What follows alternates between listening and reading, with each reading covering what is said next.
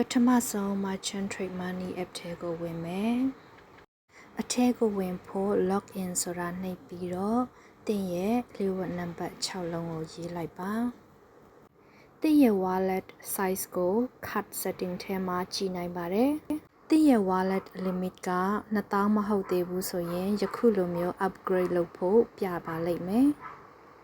e-wallet settings ထဲဝင်ရင် upgrade wallet to 20k ဆိုတာလေးပေါ်ပါလိမ့်မယ်အဲ့ဒါလေးကိုနှိပ်ပေးရမှာဖြစ်တယ်ဒီရွေးရမယ့်နေရာမှာကျွန်မရွေးထားတဲ့အတိုင်းရွေးလို့ရပါတယ်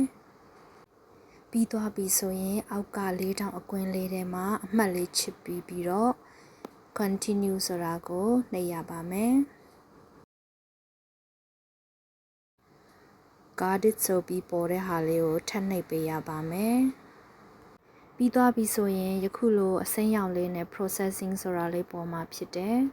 e-wallet settings ထဲကိုဝင်ရင်သင်ရဲ့ 20k upgrade လုပ်ထားတာစစ်ဆေးပေးနေတော့စိတ်ရှိရှိစောင့်ပေးပါဆိုတဲ့စာလေးတွေ့မှာဖြစ်ပါတယ် confirm ဆိုတာနှိပ်ပေးပြီးရဲ့အနေငယ်စောင့်ရပါမယ်